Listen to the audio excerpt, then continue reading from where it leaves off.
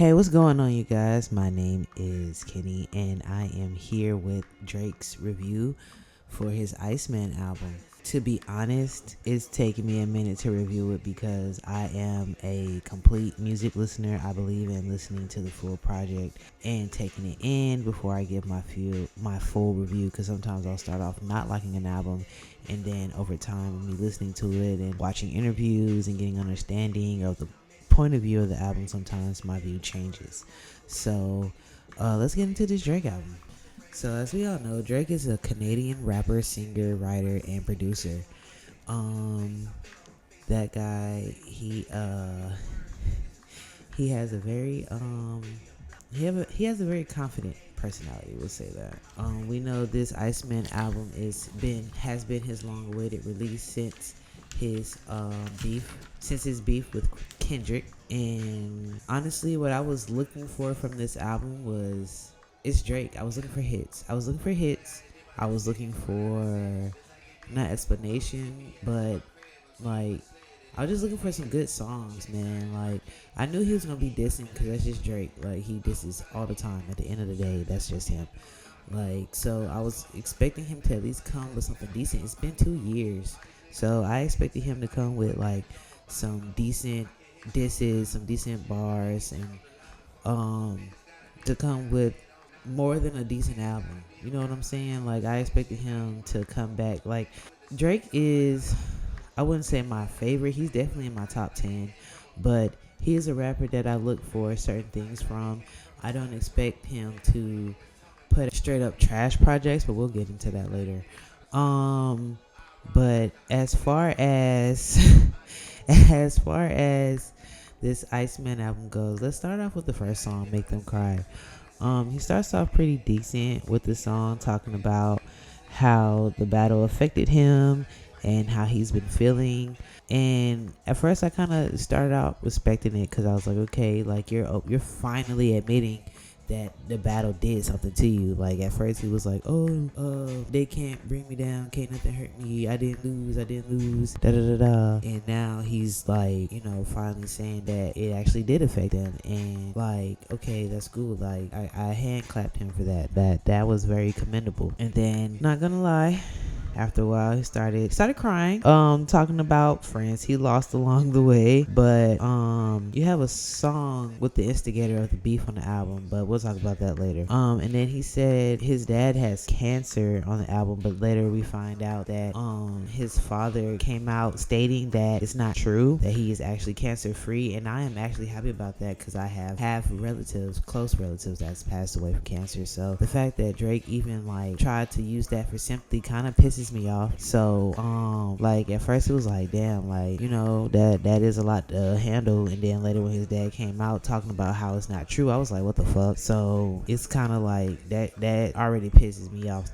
You starting off bad. Like he wants people to still feel sorry for him, like so bad. Like he doesn't know not how to play victim, and that's my problem with Drake right now. Like at first, like people thought, oh, that was just like him being light skinned, da da da da, but no, that's just Drake.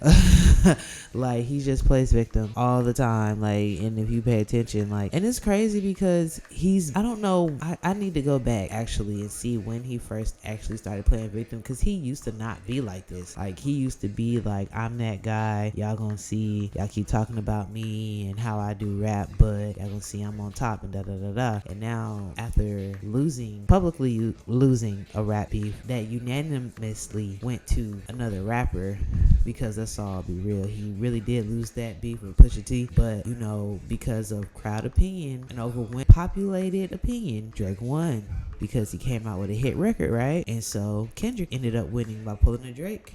He ended up back to back, coming back with a hit song that ran radio waves for almost 2 years. So that's why I expected Drake to come back on top, not crying. Like that kind of pissed me off. Let's go to the next song, Dust. So I actually like the song Dust. It's like There is a line I did find funny. Where he says, Future the Prince is my trusted advisor, but he started the beef and kept instigating it, like kept it ongoing, and I just thought that was hilarious. Man came back with another album. But I was a little iffy about the start off of the song, but then I understand what he was doing. He basically was starting off with it like, hey ladies, just letting you know, I'm still gonna be making music for you, but right now I gotta get on these niggas' asses. So I'm like, okay. And then like the beat dropped and he's like, does the dust on my plex. Like, okay, thank you. That's what we've been waiting for. Thank you. Like full blown like round of applause, hand claps. Like, thank you, Drake. Like now I can't wait to listen to the rest of the album. Like, okay, I see Make Them Cry was like an intro addressing the beef. Okay, now we on the dust and like we off to a great ass start. Like he said, let's go. Okay, so then we get to the third song, Whisper My Name. This song was riding, and then it started to get into like corny ass disses when he said, big man, little man line. He kind of started crying again on that song, but I found it kind of decent. Like, it wasn't too much to talk about. Number 4, Janice STFU. Janice STFU. Okay, so he talking about how he want to be free from his label. They gotta free him. Showing his obsession with numbers. He said he knows real niggas versus fake, and he went through what he went through 2 years ago, bro. How do you know real niggas versus fake and you went through what you went through 2 years ago? Like, I just don't understand that shit. Like, Drake, niggas were lined up to diss you. I don't know if, like, you understand that thing where it's like, okay, one person complaining about you, okay, people was like, okay, he just being sensitive about Drake or whatever. But then, over time, we realize and find out, like, no, Drake ain't shit. Like, he is fucking everybody's baby mama, like, fucking everybody's girlfriend. Like, he's not trying to prove a point just through music. He's also trying to prove a point through player points with like stealing rappers' girlfriends. Like, for some reason that's like a big accomplishment, almost as big as getting Grammys or trophies or awards. Like, that shit means a lot to him, to be honest. And then he started talking about like how people are staying relevant by talking about the beef or whatever, but nigga, that's only been you and Cole. Like, you and Cole are the only two that's been talking about the beef constantly for the past 2 years and then put out shit projects about it 2 years later. And don't worry, I'll get to the fall off. The fall off pissed me off, but we'll talk about that later. Don't get me wrong, I like the fall off. It was a good album, but we're gonna talk about, this is Drake's album, so we're not gonna run off too much. But and then we find out, and now he's got beef with Sauce Walker because of this song. Like, Drake, and you still don't know how you got to where you got to 2 years ago. It's like, you're lucky Kendrick just did a rap battle against you, but now you going up against dudes who like don't play about this stuff for real. Like, you're going around playing, and it's like, I don't want to say you're gonna get hurt, but like, that is a possibility. And like, he is as big as he is, and like, people can get caught slipping at any time. Like, I know he's heavily guarded the way that he is, but no one's always perfect at all times. Just saying. Ran to Atlanta is the funniest song to me. I feel like Future is playing in Drake's face. Like, Future is like one of the funniest people ever. Like, he instigated a beef, kept it ongoing, and now y'all back friends. It's the same thing he does with women. Like, bro literally does women dirty and then finds a way to get back. Like, Drake, you're such a female that Future was able to become friends with you again, because he did to you the same thing that he does to females. I don't know if that dawned on you or not, but the Ran to Atlanta song is not doing what you think it's doing. Future's literally playing in your face. That was a money grab for him, because if that nigga actually cared about you, he wouldn't have did that shit. He wouldn't have instigated nothing. Like, he put Kendrick on your head, and he knows him and Kendrick have done plenty of songs together, have worked in the studio together plenty of times. I'm pretty sure they talk. I'm pretty sure he knew how deep the beef was between y'all two. So for him to put Kendrick on your head is crazy, and you're back friends with him. Okay, number 6, Shebang. So why do you have Quavo ad-libs but Quavo's not in the song? As an Atlanta person, I'm getting tired of bro now. Cause it's like showing that you're just in love with Atlanta dudes, like Atlanta people, the whole scene, like the culture. Like the song slaps, don't get me wrong. Like he's still lying about losing the beef. Like you started off good on song number 1, talking about, oh, the battle did something to me. Now we at song number 6, and apparently you never lost. So I'm just confused. But I like Shebang. It actually made it into my playlist. I just think it's hilarious how Quavo's on the ad libs. but he gets no verse. Quavo gets no verse, just ad libs, not even a hook. Like Shebang is funny. I like Shebang. Shebang is funny as fuck. I like Shebang. Make them pay. I really like the beat. On that one, bro said all of YM coming to Cali.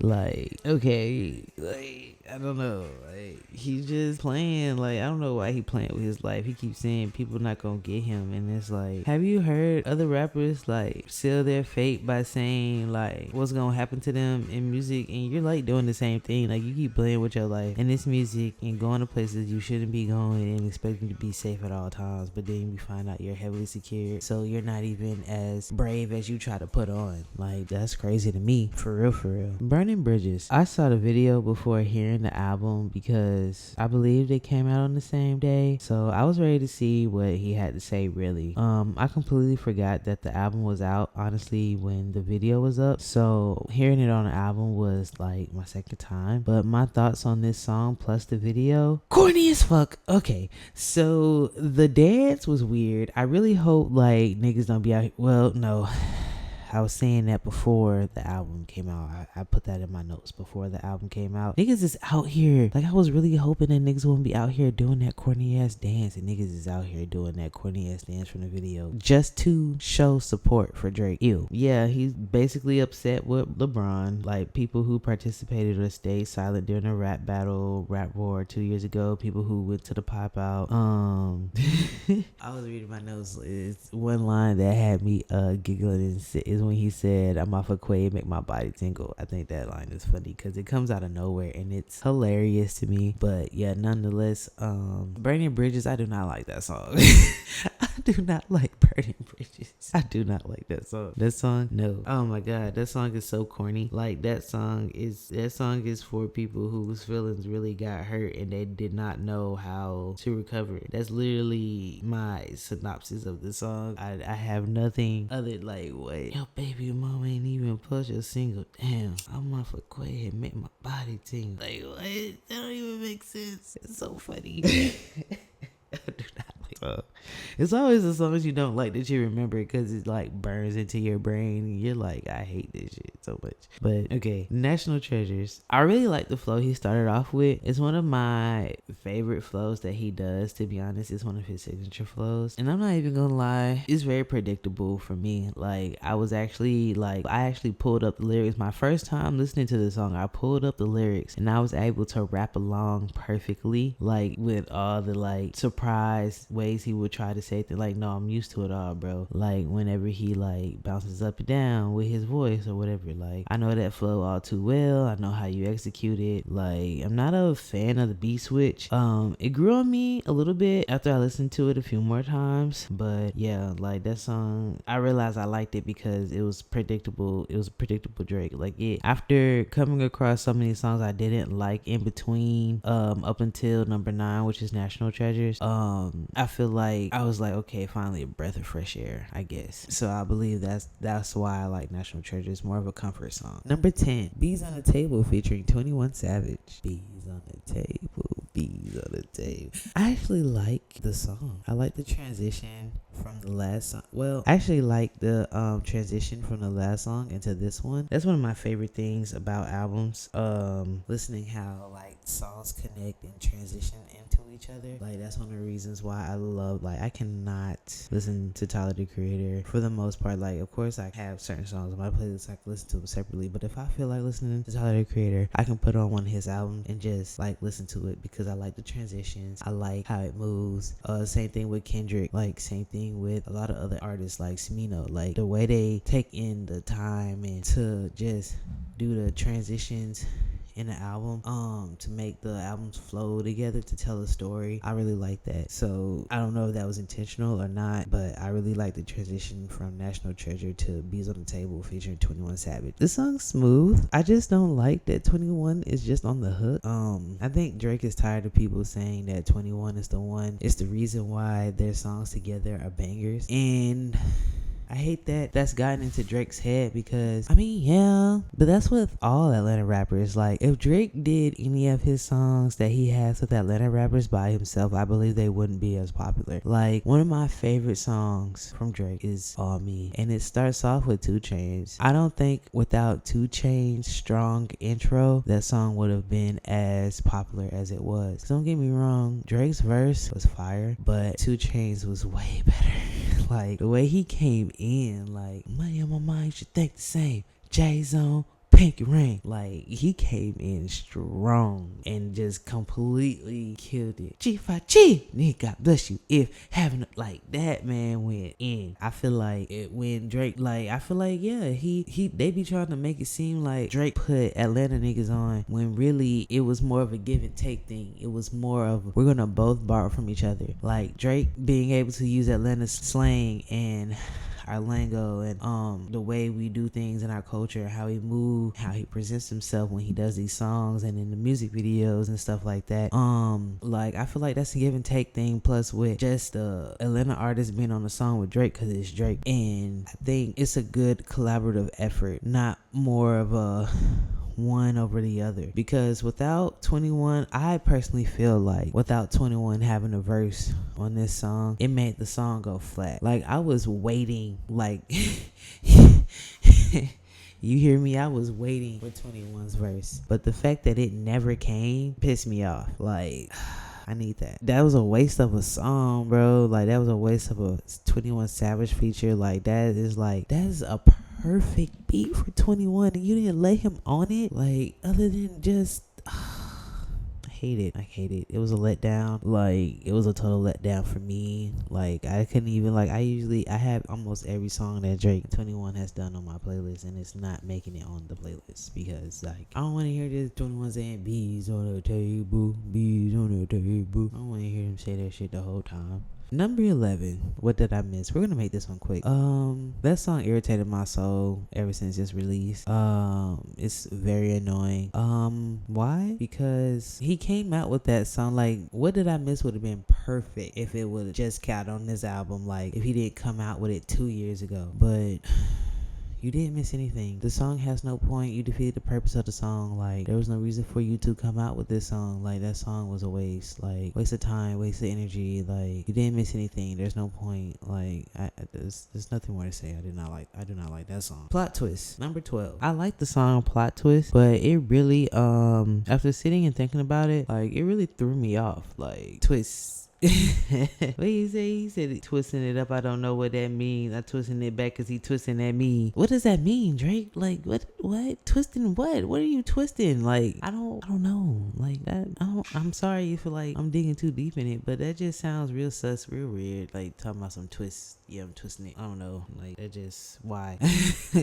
Bro, why? Like, oh my gosh, bro. Like, you could have this like, you got a lot. Like, this was a hard ass beat. Like, you was starting off so good. You were doing really well. And I really do like this song. Like, I'm sorry, I'm banging my fist on the table because this is how passionate I am. Like, I love Drake, but I'm not in love with him, but he's definitely top 10, and it's like making me mad because he could have done better, and I really like this song. Like, that's just corny. It's corny. Like, I'm sorry, I had to say it. It's corny. This album is so corny. Okay, next, number 13. Too Hard for the Radio. Start off stealing lyrics. Come on, classic Drake. We love a good lyric steal from Drake. You know, he always makes it his own. It's a smooth banger type of song. I know a lot of West Coast people are not digging it. Beat change kind of was a little bit better, but from his other beat changes in the album. But yeah, like, that's okay. It's decent. Like, it wasn't like a, you know, like he didn't fuck up the song, you know, he didn't make it better, but he didn't fuck it up. And I feel like that's what's the most important. He didn't fuck it up, you know. Classic Drake. Number 14, make them remember. Drake is so funny, and that's why I love him, because he's funny as fuck. Like, can't nobody tell me that Drake is not funny. Like, he is hilarious, and like, I don't know if the stuff he does is like intentionally supposed to be serious or funny, but like, he's just funny, man. Like, he said, don't come back when the score is 10-0, which implies that he believes he won the battle, because if it's 10-0, that means you didn't lose. Okay.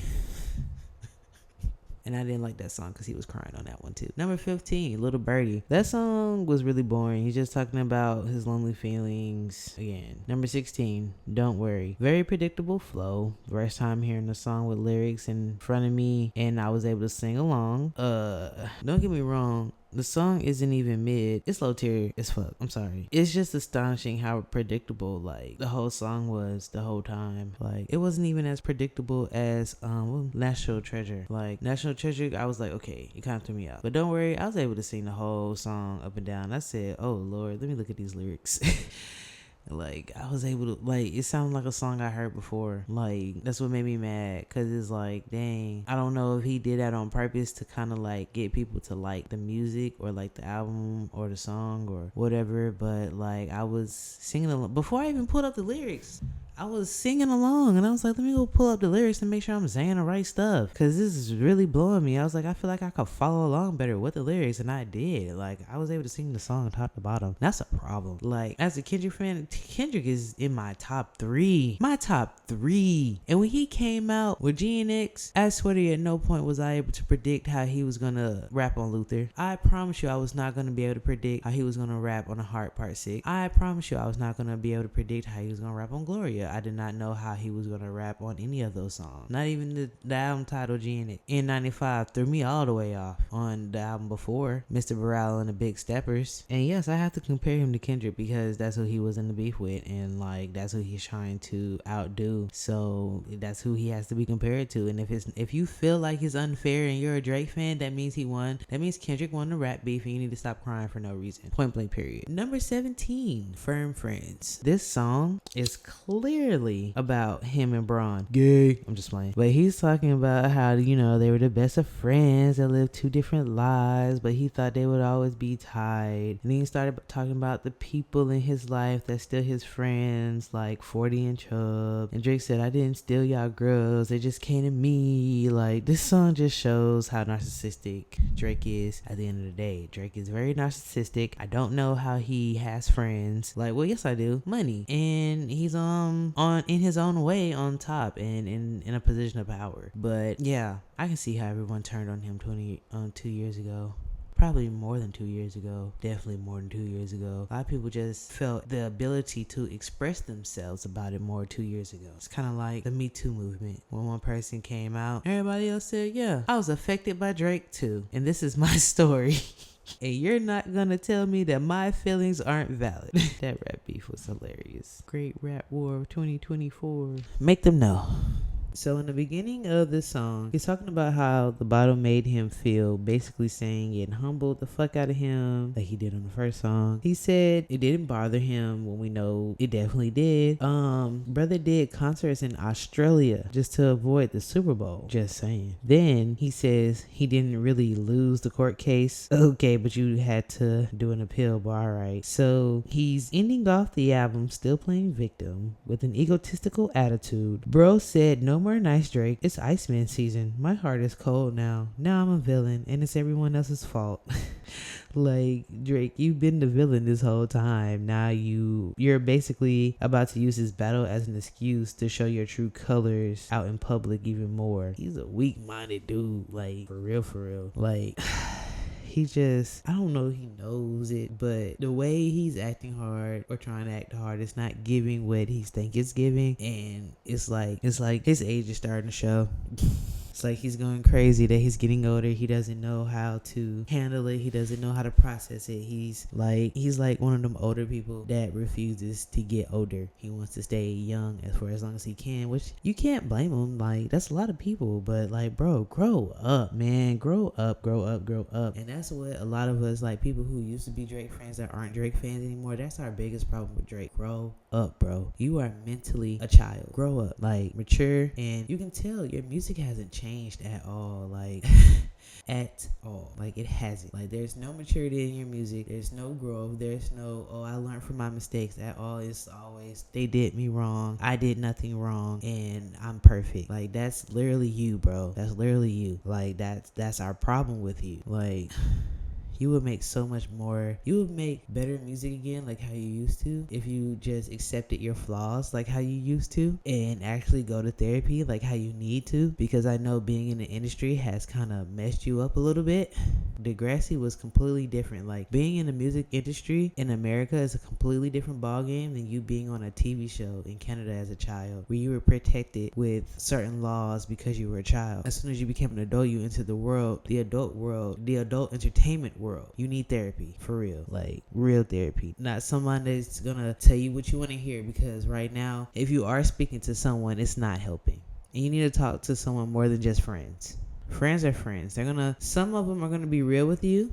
Some of them are going to tell you what you want to hear, because they know if they're real with you, you're going to stop talking to them or stop being their friend. And that's just me, a humble fan, stating their opinion. Let's talk about my final thoughts on the album, shall we? So let's get into the album cover. Album cover is crazy. Album title is insane. It just shows that he doesn't care about America for real. Like, we know he's from Canada, but at the same time, you need to understand, like, what's going on in our country is not a game. This is something that's seriously going on, and it's hurting a lot of people, like with ICE and how they're treating immigrants and people that are actual citizens of this country that are just being taken away just to be taken away. I just want people to remember that our Drake fans, that at the end of the day, if he shows MAGA support, then guess who he supports? That's not gonna affect him in any way in Canada. Like, he didn't complain about the White House using their X account to support ICE. Like, they weren't even promoting the Iceman album. They were using that time to promote ICE. Like, y'all gotta stop making excuses for this half-white Jewish man at the end of the day. Like, that's just who he is. Y'all gotta remember that Drake did not grow up in a black household, and that's what Kendrick was trying to point out. Like, yes, Drake is half black, but what are his views on black culture? Just because he's half black doesn't mean his views on black culture is correct. Doesn't mean it's right, and it doesn't mean that he's a spokesperson for the black community, because he is not at all. I hate that Drake is who he is, because anybody else with this quality of music wouldn't have gotten a full album play out of me. Like, seriously. Definitely not multiple times. I hate this because I didn't even hate Drake. I don't hate him. He's made some great songs in the past, but over the years, even before the rap battle with Kendrick, his music quality started to decline. For All the Dogs and Certified Lover Boy had only 2 songs that I like. 2 decent songs that people still remember from those albums. It's not like Views. It's not like Nothing Was the Same. It's not even like Thank Me Later, where majority of those songs are still memorable today and are still being played constantly. Not just 1 or 2 songs, but multiple from off those albums. Honestly, Nevermind was bad. Like, he should have honestly told his label, honestly, Nevermind, when it came to releasing it. He's so hypocritical on the Iceman album. It was honestly ridiculous. He did more crying on that album than he did actually rapping and standing on what he should have been standing on. I honestly only like 2 songs on this album. Like, and they aren't even like the best songs that Drake has ever put out. They aren't. I want Drake to actually take some time to chill and work on himself. Like, seriously. He's still good at making music. Like, it's in him, but he's older now, and he needs to actually understand that the majority of his fans that actually made him famous are mature, older adults that expect some type of elevation for his music. We thought he was going somewhere after Nothing Was the Same. Then Scorpion dropped. It was still really good, but that's when people started pointing out that something was a little off. Drake, he can do better. I know he can. He just needs to get out of his head, go hug a tree or something, get grounded, like no, seriously, he needs to become grounded. Like, once he does that, he'll take off again. Like, I really do believe it. On the other hand, if he continues to go down this road thinking that there's nothing wrong with these last 3 albums he's put out, he's not going to reach his peak again, let alone go past it. That was my review on the Iceman album by Drake. I hope to see you guys again on the next one. I will be doing my review on Maid of Honor and Habibti. Those two will be in the same video because my review for those albums is a little bit shorter because they were like more so party songs. So I didn't really dig too deep. It was more so whether it was like catchy or not, if I liked it or not, if it was actually a good or decent album or not. More like that. With this Iceman album,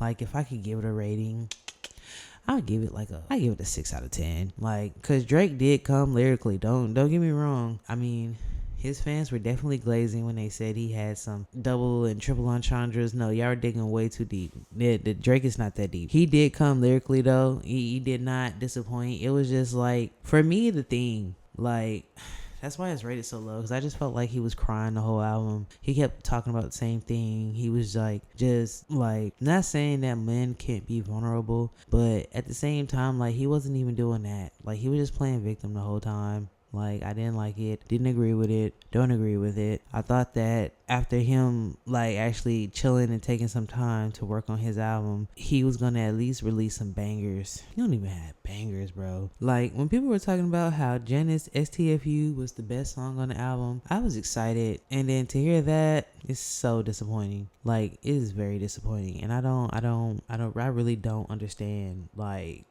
I don't understand. Like, y'all really let this man fall off and tell him it's okay. Y'all told him, like, this was okay, and y'all know it's not. Like, that was like saying that's the best piece of crap out of all the other pieces of crap. That one's not as crappy as the other pieces of crap. Like, but yeah. Once again, that's been my take on the Iceman album. If you guys enjoyed it, please leave a like, comment, subscribe. I'm going to be doing a lot more album reviews, especially on past albums, because like I said, I like to talk about albums that I've had time to digest and like really get a feel of and understand. And I'm not just gonna, even with new albums coming out, I'm not gonna just do like a quick review on them. I'm gonna take my time and at least like wait a week or two before I put out a review on them, because I want to actually be able to get into the album and understand what the artist is talking about and going through, or what they're trying to say. So yeah, this is me, Kenny, and I'm signing off. Thank you.